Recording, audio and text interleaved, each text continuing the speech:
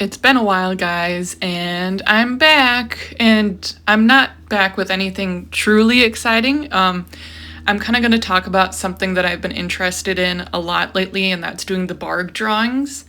And I think I might be able to help you guys maybe find the motivation to stick with them, because I think a lot of people get tuckered out pretty easily by doing these Bargue drawings because it seems a little repetitive and just kind of overwhelming, even though the beginning ones are very beginner.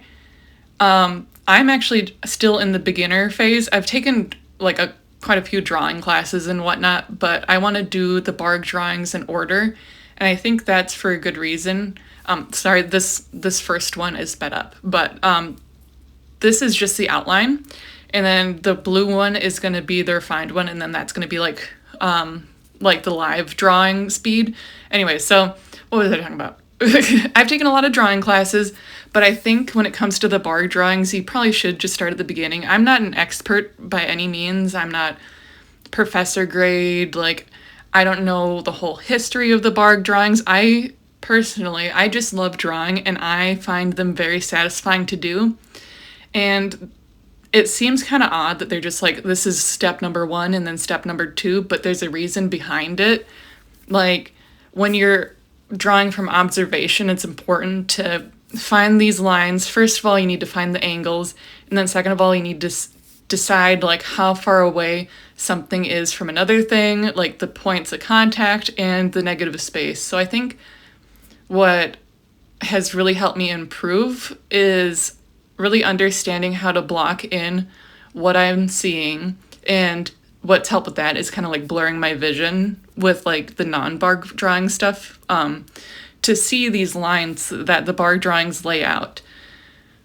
Like, because you can't get bogged down by the details, you need to get these initial lines set up. I think I have a long ways to go.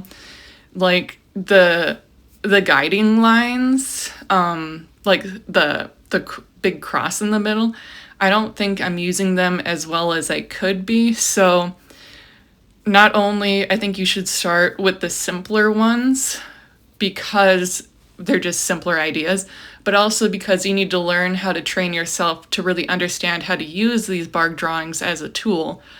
Like I said, I'm not being taught by anybody, and I don't know if I'm using these correctly. And you could watch videos of like how people use them, and you could go by what they do, or you kind of just do your own way, but you don't want to create bad habits. But I think I've done this in a simple way that doesn't create bad habits. So my system is they give you two drawings right next to each other. They give you the structure, which is the shape, and then the guiding lines of the shadows that you will use. So I basically, as you can see here, the brown one is the first drawing, and then the blue one is actually exactly the same as the first drawing, because I want to establish the guidelines and then fill in all the details that the second drawing gives you. So I find that's what works for me, and sometimes I don't lay out my page super well, and the drawings kind of weave together, as you can see with this one. So I use the 2 different colors, and I mean it looks okay in the end. I think I do need to figure out how to block out the shape better and have it fit the page better. I don't know, like in general I feel like I need to, like the layout of pages and whatever, I need to work on that, because my pages aren't as aesthetically pleasing as they could be. So we'll see what happens with that. Okay, sorry about the ramble. So yeah, Bargue drawings, I think they're important, and I just finished another sketchbook, and it has a lot of Bargue drawings in it, and I think my drawing skills have leveled up a decent amount. From what I can tell, like the portraits before and after seem to have improved, the full bodies before and after seem to have improved. My observation skills in general, I think, have improved quite a bit, because I'm figuring out how to blur my vision, figure out the angles of lines, and really like lay them out in a correct way. But I mean, I'm not coming into the Bargue drawings as a complete novice. This is just as somebody that has been somewhat trained.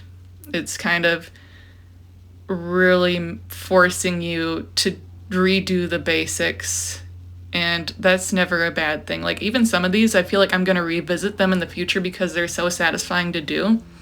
Sorry about the constant, like, the focusing adjustments. I'm using my phone, and I'm not super good at drawing on camera yet. I haven't figured it out, and, you know, the iPhone, it's not a professional camera, so I can't set the, I don't know, like, the distance away from the camera that it focuses on. I mean, I think I can. I just need to maybe put more effort into it. I don't know. I was just hoping if I use cinematic mode, it'll fix itself, but obviously not. Anyways, so I feel like I'm just like constantly saying anyways, so. But yeah. I like Bargue drawings because they're very satisfying to do. I am an artist that is like compelled to draw every day. I think a lot of artists don't have that innate need in them to draw every day. Like, when I see drawing, like, it seems like math to me. But I mean, obviously I want to draw from imagination and, you know, get more creative, but it's like problem solving. You come up with an idea or you have a reference and you want to draw it. Okay, now what are the steps you need to do to make that happen? I think the Bargue plates are the perfect, like, I don't know, like, step by step, even though it's only 2 steps. Like, it helps break it down in a very satisfying way. So it's like if you enjoy Sudokus, I don't know. I just find them really satisfying to do. And I think if I only did Bargue drawings for like a month, I would get very burnt out. So if you want to stay motivated to complete the Bargue course, don't have it in your mind that you're gonna complete the Bargue course, because I don't know, like, I don't think I'm gonna complete it. I might skip some when it comes to the full body ones. I've seen a couple that I'm not super inspired by. Only do Bargue drawings when you want to do them, or when you want to draw but you don't know what to draw. And what I do is sometimes I'll do two Bargue drawings, and then I'll do like a couple just regular drawings in my sketchbook, like other things that I want to do, whether it be like landscapes, or I'll use the knowledge that I've gained from the Bargue drawings to study anatomy, as in, like, I've been doing some skeletal studies, and I think it's important for me to understand the bone structures and whatever a little bit more. The life drawing class I took in college, unfortunately, I don't think they taught the skeletal structures and the musculature of the form well enough, so I have to like go through and train myself like skeletal structure and muscular structure on my own in my own time. But I think the Bargue drawings really help me to observe like distance, you know, shape, lines, so I can use this information to actually not just draw exactly what I see, but draw what I see, and then because it's a skeletal structure, I can kind of figure out how the body works and figure out the space of the rib cage, how things work and move. So I do Bargue drawings, and then I do fun stuff in between. Sometimes it's studies, sometimes it's random stuff, but you don't want to get burnt out. So yeah, just take a break. Don't do Bargue drawings all at once, because that's just silly. Don't do that. Don't be stupid. Like, some people do the challenges and stuff, but I think that's like a crash diet. Like, you don't want to get tuckered out, because then you're not going to make any progress. And also, I think if you do like drawings in between your Bargue drawings, then I think it's kind of fun because you can see the progress that you make, because you will make progress. And also, I was thinking, like, should I buy the book? Like, because I was looking at Amazon, and I could buy the book for like 70-something bucks, and I understand, like, that's kind of expensive. And I don't know if I want to spend like $70 friggin' on a book. But I really like art books. And it'd be nice to have, but also the way that I draw at my desk, I really prefer to have the reference photos on my computer screen or on my phone because I can have them propped up really easily. I mean, maybe if I got like a book stand, or what I used to draw on right now is a laptop stand, which is pretty handy. I actually use this laptop stand to draw on my iPad and in my sketchbook. So maybe if I got another one of those, I could put the book on the stand. But I mean, like, you get pretty good reference images of the book online and they're free. So why not just use the free version and not have to deal with trying to maneuver a book around your workspace? Because I think a lot of us have very limited desk space and we just work with what we got. Okay, maybe I should talk about what I'm drawing right now. So I'm doing, I don't know, is it like 19 or something? I don't know. Let me see. Oh, Jesus, Murphy. Okay. So I'm, like, yeah, this is 19. So I think this one's really fun and dynamic. It's really interesting how the muscles work in the arm, and you can see like the rippling of the muscles and the veins. I think that's super fun. And like after you do this bark drawing, it's so satisfying to look at. Like not only do you learn, do you gain the observational skills from doing these bark plates, but also they're just really nice to look at. And I use colored pencils because not only I think they look better, but they just kind of last in the sketchbook better because they don't get so smudgy like normal pencils. I mean, I should be doing normal pencils because you can like smudge the graphite and like it makes a nice gradient, but in the winter I can't really spray fixative. Oh my gosh, that blur drives me friggin' nuts. I'm gonna be doing a sketchbook tour after this video, and then I'm sure the one after that I'll do another drawing video. I'm gonna figure out how to get rid of this like refocusing thing, because I hate it. So it's winter, I don't want to spray fixative in the house, I don't want to inhale it, so in the winter I'm gonna use colored pencils, and I think in the summer I'll try to use actual like graphite more, because it is really nice to get the gradient and the smudging and the fading. But yeah, I think I'm pretty good at talking. I don't talk to anybody, and it's kind of nice to just talk about what I'm interested in. I don't have any art friends in the area, so it's like I have all this like stuff that I've observed and learned through my own artistic endeavors, and I don't have anybody to talk to it about. And now I can talk. I don't know if this is even helpful at all, but I like talking to you guys, and if you like watching me draw, I know the bark plates aren't as interesting as like a truly creative from imagination drawing, but I did do a whole sketch page, okay? So I'm not doing just this one arm. I'm actually doing a second arm after this. And I'm very proud of myself. I managed to cut down the video enough so it's under 20 minutes. I'm hoping the cuts are okay. I'm like, I don't know. I don't, otherwise I'm really good at talking.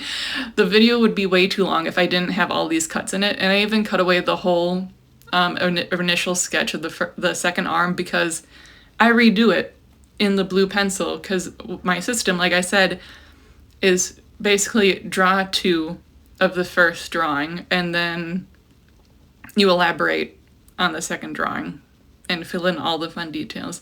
I think the second arm is a lot easier than the first one. It still looks good, and I think it's still helpful. Like, yeah, okay, now I'm like burnt out from talking. What else can I talk about? Yeah, just the moral of the story is don't draw too many of these bark plates, but do draw them because they're good for you. It's like eating your vegetables, okay?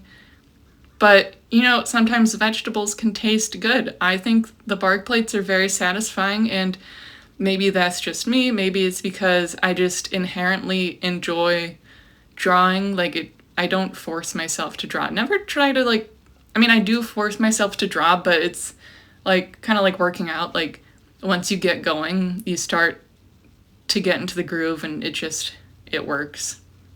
I don't know. I was one of those people that got yelled at in class for drawing because I have issues. I just like drawing a lot. Like, from a distance, look at that first blue arm. It's so good. Okay, we got a little zoom in. Okay. There's two hands. Like I said, they're exactly the same. And yeah. I got a new pencil sharpener today. The new Prismacolor pencil sharpener. This one's a lot better than the original one. Like, I had the green pencil sharpener, but I really like this black one.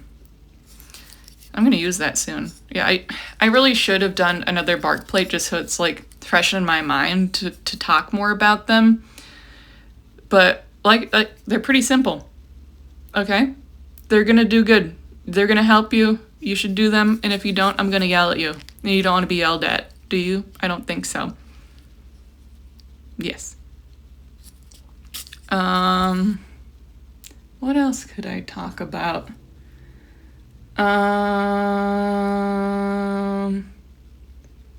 What do you guys think? What is your thoughts on Prismacolor? I'm so sick. I love colored pencils, but I hate that they break all the time. Is there like a colored pencil that is soft like Prismacolor that doesn't freaking break all the time? It's such a waste of money, I think. Like, having pencils break. Like, what I've been doing sometimes in like I have like a little to-go sketchbook is I have a mechanical pencil that's 0.9, and I put colored lead in it, and it's like not a smudgy lead, which is nice for a travel sketchbook, and it's colored, but the colors aren't as good. And also, because it's a mechanical pencil, you don't get like you can get like pretty like broad strokes. Are they strokes with a colored pencil? You know, when you're shading and you kind of like tilt it on its edge. You can't really do that with a mechanical pencil. So it does take longer, but I don't know. I think what I want to do next is do some watercolor. Maybe I might be doing like the outline, like the Bargue drawing outline, and then what the shading I might do with watercolor. That sounds nice. Sounds nice. Sounds kind of like traditional tattoo. You know, like you do the outline and then you do the watercolor for like the shading and the gradients and whatnot. Well, I hope you enjoyed my little video. I'm sorry about the focus issues. I personally like it when somebody talks the whole time during a video, because I watch videos and I draw at the same time. So it's like I want to peek up and then watch the drawing process, but I also want to hear the person talk about what they're doing or like a topic of conversation.